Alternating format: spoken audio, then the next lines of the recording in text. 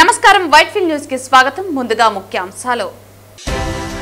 మొంతా తుఫాన్ ప్రభావంతో జిల్లాలో రానున్న 5 రోజుల్లో భారీ నుంచి అతి భారీ వర్షాలు కురవనున్నాయి. ఈ మొంతా తుఫానును తేలికగా తీసుకోకుండా అప్రమత్తంగా ఉండాలి. ప్రజలు ఎలాంటి ప్రమాదకర పరిస్థితులను గమనించినా Tirupati collectorate control room number 087722360007 ను సంప్రదించాలి. పేర్కొన్న తిరుపతి జిల్లా కలెక్టర్ వెంకటేశ్వర్. కూటమి ప్రభుత్వం సహకారంతో తిరుపతిని గ్రేటర్ తిరుపతిగా అభివృద్ధి దిశగా ముందుకు నడిపేందుకు రాష్ట్ర ముఖ్యమంత్రి నారా చంద్రబాబు నాయుడు, డిప్యూటీ సీఎం పవన్ కళ్యాణ్, మంత్రి లోకేష్ లు కృషి చేస్తున్నారు. హర్షం వ్యక్తం చేసిన తిరుపతి కూటమి కార్పొరేటర్లు. నాగుల చవితి పర్వదినాన్ని పురస్కరించుకుని తిరుపతిలో భక్తి శ్రద్ధలతో ప్రత్యేక పూజలు నిర్వహించిన రాయలసీమ రంగస్థలి కళాకారులు. వార్తల్లోని వివరాలు. మొంతా తుఫాన్ ప్రభావంతో జిల్లాలో రానున్న 5 రోజుల్లో భారీ నుంచి అతి భారీ వర్షాలు కురవనున్న నేపథ్యంలో ప్రజలు అత్యంత జాగ్రత్త వహించాలని తిరుపతి జిల్లా కలెక్టర్ వెంకటేశ్వర్ తెలిపారు. శనివారం సాయంత్రం వీడియో కాన్ఫరెన్స్ ద్వారా జిల్లా అధికారులతో తుఫాను సందర్భంగా తీసుకోవాల్సిన చర్యలపై సమావేశం నిర్వహించి దిశానిర్దేశం చేశారు. ఈ సందర్భంగా జిల్లా కలెక్టర్ మాట్లాడుతూ మొంతా తుఫాన్ను తేలికగా తీసుకురాదని, ఈ నెల 27, 28, 29వ తేదీలలో ఇది మరింత తీవ్ర ప్రభావాన్ని చూపుతుందని వాతావరణ శాఖ హెచ్చరికల నేపథ్యంలో అందరూ అప్రమత్తంగా ఉండాలన్నారు. ప్రత్యేకించి మండల, నియోజకవర్గ ప్రత్యేక అధికారులు వారికి కేటాయించిన కేంద్రాలలో తప్పనిసరిగా ఉంటూ తుఫాను సందర్భంగా ఎప్పటికప్పుడు తలెత్తే పరిస్థితులపై ముందస్తు చర్యలు తీసుకోవాలన్నారు. పోలీస్, రెవెన్యూ, అగ్నిమాపక శాఖ, ఇరిగేషన్, పంచాయతీరాజ్, R&B తదితర అనుబంధ శాఖల సమన్వయం చేసుకుంటూ ప్రజలకు ఎటువంటి ఇబ్బందులు కలగకుండా చూడాలన్నారు. కాలువలలో చెత్తా చెదారం అడ్డుపడి నీరు నిలిచిపోకుండా చర్యలు తీసుకోవాలన్నారు. ఏపీ SPDCL కు సంబంధించి విద్యుత్ స్తంభాలు తదితర పరికరాలను ముందుగానే సమకూర్చుకుని విద్యుత్ అంతరాయాలు లేకుండా చూడాలన్నారు. ఆ శాఖకు సంబంధించిన సిబ్బంది అందరూ వారి వారి ప్రాంతాలలో ఎల్లప్పుడూ అందుబాటులో ఉండాలన్నారు. క్షేత్రస్థాయిలో సిబ్బందిని నియమించుకుని ఎప్పటికప్పుడు major projects, minor projects, canals ను తరచుగా నీటి మట్టాలను పరిశీలిస్తూ దానికి అనుగుణంగా చర్యలు తీసుకోవాలని ఇరిగేషన్ శాఖ SCకి సూచించారు. జిల్లాలో వర్షాల కారణంగా నీటి మునిగే పంటలను గుర్తించి ముందస్తు చర్యలు తీసుకునేలా వ్యవసాయ శాఖ అధికారులను ఆదేశించారు.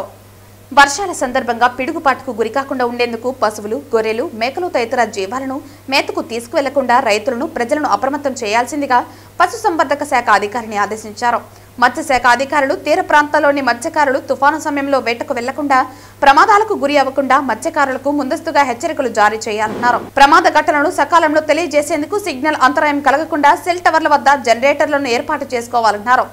RWS అధికారులు వర్షాభావ ప్రాంతాలలో సురక్షిత నీటిని అందించేలా చర్యలు తీసుకోవాలన్నారు. సచివాలయ సిబ్బంది ఎల్లప్పుడూ అందుబాటులో ఉండేలా DPO, DLDOలను ఆదేశించారు. వర్షాల కారణంగా వైద్య అధికారులు వారు పనిచేస్తున్న కేంద్రాలలో తప్పనిసరిగా ఉండాలని, కేంద్రాలలో సరిపడా మందులను ముందుగా సిద్ధం చేసుకోవాలని జిల్లా వైద్య అధికారిని ఆదేశించారు. పోలీస్, రెవెన్యూ సిబ్బంది సమన్వయం చేసుకుని నదీ పరివాహక ప్రాంతాల వద్ద ప్రజలు, యువకులు, పిల్లలు వెళ్లకుండా అప్రమత్తం చేస్తూ గ్రామాలలో టామ్ చేయాలన్నారు. ప్రజలకు అవసరమయ్యే నిత్యావసర సరుకులను కూడా ముందస్తుగానే సమకూర్చుకుని ఉంచాలన్నారు. అనంతరం జిల్లా SP సుబ్బరాయుడు మాట్లాడుతూ మొంతా తుఫాను ఎదుర్కొనేందుకు అన్ని సహాయక చర్యలు తీసుకోవడంలో భాగంగా జిల్లాలోని DROలు, తహసీల్దారు, ఇతర లైన్ డిపార్ట్మెంట్లు సమన్వయం చేసుకోవాలన్నారు. అలాగే ముందస్తుగా JCBలు, క్రేన్లు, radium sticker jackets, rain coats ను అందుబాటులో ఉంచాలన్నారు. ఈ జూమ్ కాన్ఫరెన్స్ లో DRO నరసింహులు, RDOలు, తహసీల్దార్లు, మున్సిపల్ కమిషనర్లు, జిల్లా అధికారులు తదితరులు పాల్గొన్నారు. కూటమి ప్రభుత్వం సహకారంతో తిరుపతిని గ్రేటర్ తిరుపతిగా అభివృద్ధి దిశగా ముందుకు నడిపేందుకు రాష్ట్ర ముఖ్యమంత్రి నారా చంద్రబాబు నాయుడు, డిప్యూటీ సీఎం పవన్ కళ్యాణ్, మంత్రులు లోకేష్ లు కృషి చేస్తున్నారని, ఇందుకు సంబంధించిన ప్రతిపాదనను శుక్రవారం తిరుపతి నగర కార్యాలయంలో జరిగిన కౌన్సిల్ సమావేశంలో కార్పొరేటర్లు ఏకగ్రీవంగా ఆమోదం తెలిపామని కూటమి కార్పొరేటర్లు హర్షం వెల్లబుచ్చారు. చంద్రబాబు గారు, లోకేష్ బాబు గారు తిరుపతిని ఇంకా డెవలప్మెంట్ బాగా చేస్తాడని, వారిద్దరు విదేశాలకు పోయి ఇద్దరు మన రాష్ట్రాన్ని బాగా చేయాలని పాటుపడుతూ ఉన్నారు. ఇంతవరకు ఎవరు పాటుపడందిరా లేదు. ఇప్పుడు కొడుకు ఆయన ఇద్దరు ఒక్కొక్క 2 దేశాలకు పోయి తిరుపతిని తిరుపతే కాదు స్టేట్ బాగు చేయాలని, లోకేష్ బాబు తిరుపతిని బాగు చేయాలని ఆయన నిధులు తెచ్చిపెట్టి తిరుపతిని బాగు చేయాలని ఉన్నారు. వాళ్ళ పేరున వాళ్ళకి అందరికీ నమస్కారాలు. మా కార్పొరేటర్లు అందరూ కలిసి మా కూటమి, మా ఎమ్మెల్యే గారితో అందరితో మేము కలిసి దీన్ని మేము పిస్టేజీ తీసుకొని మేము అభిషేకం ఆయన ఫోటో పెట్టి అభిషేకం చేస్తామని ఆయనకి వీళ్ళు ముగ్గురికి ఎందుకురంటో తిరుపతి పైన వీళ్ళకి ఇంట్రెస్ట్ తిరుపతి బాగుండాలనే దానిపైన చంద్రబాబుకి కానీ లోకేష్ బాబుకి కానీ పవన్ కళ్యాణ్కి కానీ వీళ్ళందరూ జనాలకి పనిచేయాలనేసి ఉంటారు. వాళ్ళకి మళ్ళా పేరున థ్యాంక్స్. ఈ యొక్క గ్రేటర్ ప్రతిపాదనని నిన్న కూడా కౌన్సిల్లో గౌరవ శాసనసభ్యులు మాట్లాడడం జరిగింది. దీని పరిధి పెంచాల్సిన అవసరం కూడా ఉంది అన్నట్లు చెప్పారు. అంటే ఇప్పుడున్న గ్రేటర్ తిరుపతి 306 చదరపు కిలోమీటర్లు అనుకుంటాను. గతంలో ఇది 30 ఎంతో ఉంది. అంటే దాదాపుగా 7 నుంచి 10 రెట్ల వరకు పెరిగింది తిరుపతి యొక్క పరిధి గ్రేటర్ చేయడమే. ఈ గ్రేటర్ చేయడం వలన కేంద్ర ప్రభుత్వం నుంచి అనేక నిధులు వస్తాయి. గ్రామీణ ప్రాంతాలకి కార్పొరేషన్ యొక్క సేవలు అందుతాయి. గ్రామీణ ప్రాంతాలు కూడా త్వరితగతిన అభివృద్ధి చెందుతాయి. వీటినన్నింటినీ కూడా దృష్టిలో పెట్టుకొని అందరూ కూడా నాయకులందరూ కూడా కూటమి నాయకులందరూ కూడా ఈ యొక్క గ్రేటర్ ప్రతిపాదన తెచ్చినారు. మేమందరం కూడా నిన్న ఏకగ్రీవంగా అందరూ అనుకున్నట్టు రకరకాలుగా వార్తలు మోసుకొని పోతున్నారు. ఇదంతా తప్పు. మేమందరం కూడా ఏకగ్రీవంగా ఈ యొక్క గ్రేటర్ తిరుపతికి మా యొక్క ఆమోద ముద్ర తెలిపినాం. మా యొక్క సంతోషాన్ని కూడా వ్యక్తం చేశాం. కాబట్టి ఈ సందర్భంగా ప్రెస్ క్లబ్కి ఎందుకు వచ్చామంటే కార్పొరేటర్లు అందరం కూడా ఒక్కొక్కరు ఒక్కొక్క వార్డుకి ప్రతినిధులు కాబట్టి సో తిరుపతి వాసులందరూ కూడా దీన్ని హర్షిస్తున్నారు. కూటమి ప్రభుత్వంలో మేమందరం భాగస్వామ్యం అయినందుకు, మేమందరం కూటమి ప్రభుత్వంలో పనిచేస్తున్నందుకు చాలా గర్వంగా ఫీల్ అవుతున్నాం. ఈ యొక్క గ్రేటర్ పరిధిని మరింతగా పెంచి తిరుపతి అభివృద్ధిలో తెలుగుదేశం కూటమి ప్రభుత్వం యొక్క పాత్రని అలాగే దీని యొక్క ప్రాముఖ్యతని చూపించాలని గౌరవ సీఎం గారిని మనస్ఫూర్తిగా కోరుకుంటున్నాం. Thank you. ఎక్కడెక్కడో ప్రపంచం దేశం అంతా తిరుపతికి వస్తుంది. ఇది గ్రేటర్గా అభివృద్ధి చెందితే దేశాల వాళ్ళు తిరుపతికి వస్తారు. కాబట్టి ఇది చాలా బాగుంటుందని మన పెద్దలు, మన నారా చంద్రబాబు నాయుడు గారు, మన మినిస్టర్లు అయితే అందరూ కలిసి ఈ యొక్క నిర్ణయం తీసుకొని ఈ విధంగా గ్రేటర్ చేయటము చాలా గొప్ప విషయము. ఇకపోతే నిన్న కౌన్సిల్లో కూడా ఏదేదో మాట్లాడుకున్నా కానీ ఏకగ్రీవంగా గ్రేటర్ను అందరూ సమర్థించడం, బలపరచడము జరిగింది. చాలా శుభపరిణామం. అలాగే ఈ యొక్క ఇంకా ఎంతెంతో అభివృద్ధి చేస్తారని ఈ యొక్క ఎన్డీఏ కూటమిలో ఏమీ సమస్యలు ఇష్యూ లేకుండా లక్షణంగా అభివృద్ధి చెందుతుందని అలాగే చేస్తారని నేను ఆశిస్తూ చాలా శుభపరిణామం.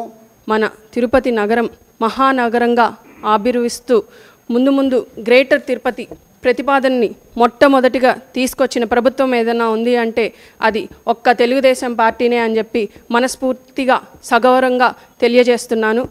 వక్రీకరించబడినది మేమేదో సపోర్ట్ చేయనట్టుగా కొన్ని పత్రికల్లో కావచ్చు, కొంతమంది కావచ్చు తప్పుడు ప్రచారం చేశారు.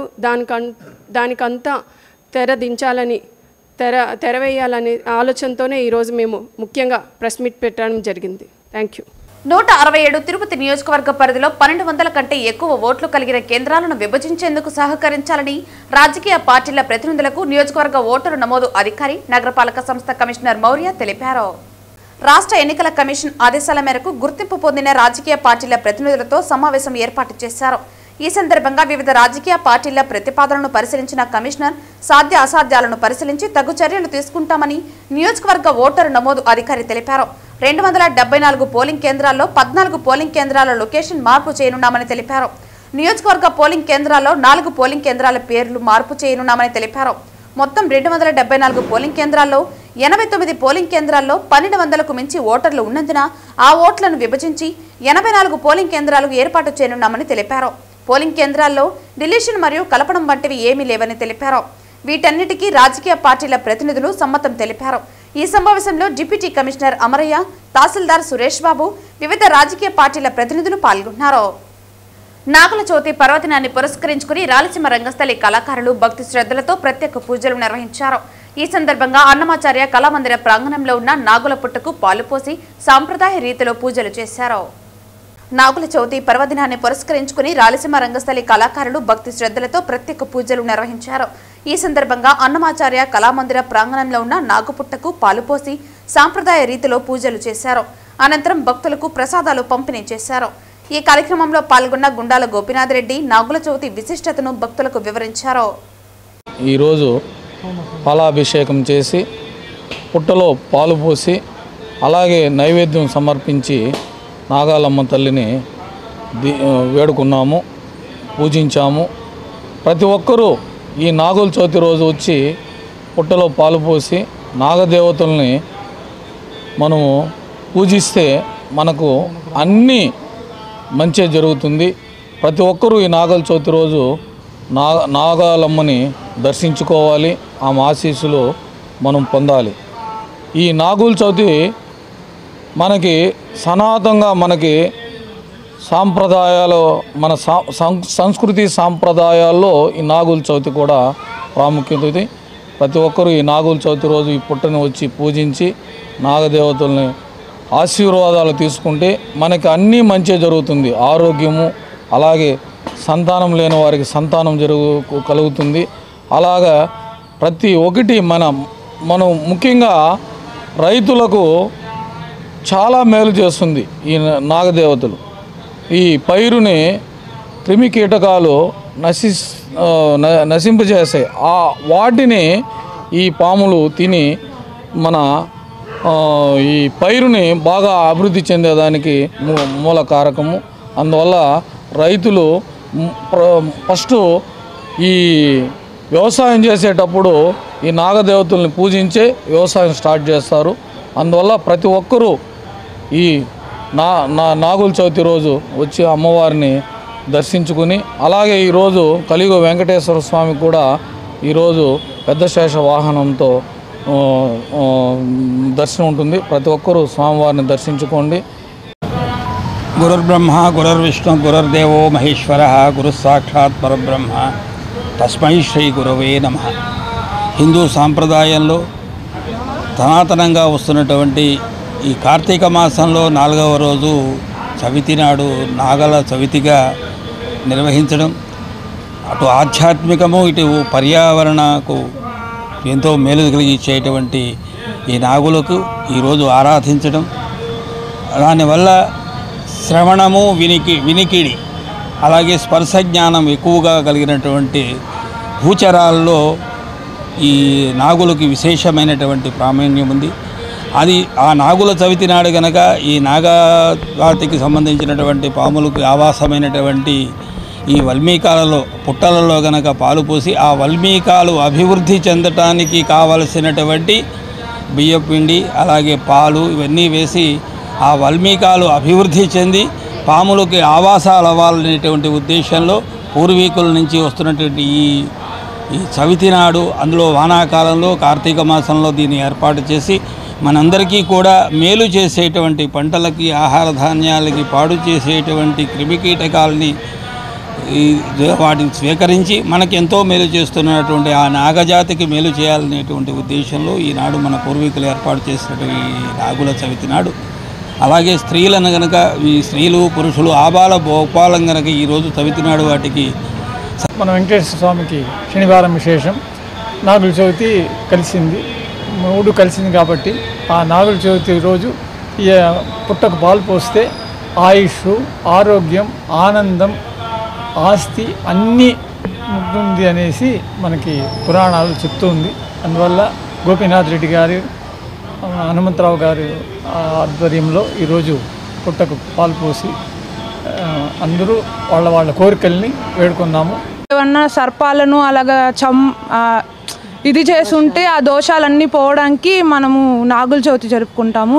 పొద్దున్నే లేచి తలస్నానం చేసుకొని అన్ని నైవేద్యాలన్నీ చేసుకొని వడపప్పు, పానకము, నువ్వుల చిమ్మిలి, చలిమిడి అవన్నీ చేసుకొని పుట్ట దగ్గరికి తీసుకొని వచ్చి ఫస్ట్ వినాయకుడికి పూజ చేసుకొని తర్వాత పుట్టలో పాలు పోసి తెచ్చిన నైవేద్యాలన్నీ పెట్టి పూజ చేసుకుంటాము. దానివల్ల మనకంతా మంచి జరుగుతుంది. తర్వాత అందరికీ ఎవరికైతే పిల్లలు కలగరో దానికి సుబ్రహ్మణ్య స్వామికి పూజ చేసుకుంటే పిల్లలు పుడతారని మనం నాగదేవతకు పూజ చేసుకుంటాము. ప్రతి శనివారం ఉదయం తిరుపతి పురవీధులు గోవింద నామాలతో మారుమోగుతున్నాయి.